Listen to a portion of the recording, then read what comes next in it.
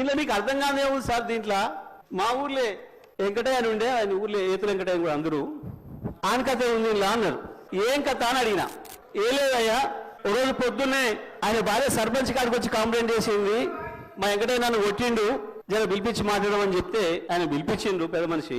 ఎందుకు కొట్టి ఏం సంగతి అని అడిగితే, నేను మా అమ్మగారింటికి నువ్వు పాలు వేయద్దుమని అన్నాడు, నేను పోస్తా అన్నా, నువ్వు పాలు వేస్తే ఊరుకోని అన్నాడు, నేను పోసి తీరుతానంటే నన్ను కొట్టిండు. పాలెక్కడి, నీకు బర్రె లేదా పాలెక్కడి అని చెప్పి ఆయన పెద్ద మనిషి అడిగింది అధ్యక్ష. అడిగితే నాకు 4 బర్రెలు ఉన్నాయి అన్నాడు అధ్యక్ష. ఈ 4 బర్రెలు ఎక్కడిదా, నీకు ఒకటి కూడా లేకపోయా, మా ఊరందరం చూస్తే 50 మంది ఉన్నాం, అందరూ కలిసి నీకు బర్రెలు లేవా ఎక్కడిదా అంటే, అధ్యక్ష పోయిన బర్రె దొరికితే, సచ్చింది బతికితే, పోయింది దొరికితే, మా అత్తగారు ఒకటి పెడితే నేను ఒకటి కొంటే నాకు 4 బర్రెలు ఉంటాయి, నాకెందుకు లేవు 4 బర్రెలు అన్నాడు. ఇది కూడా అట్లనే ఉంది అధ్యక్ష ఈ గవర్నర్ గారి ప్రసంగము. అంతకు మించి ఒక అక్షరం కూడా తేడా లేదు.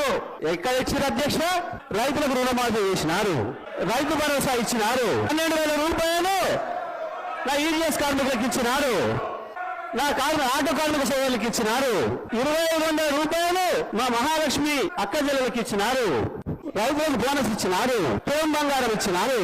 ఏది ఇచ్చిన అధ్యక్ష, నా విద్యార్థి సోదరులకు స్కూటీలు ఇచ్చినారు.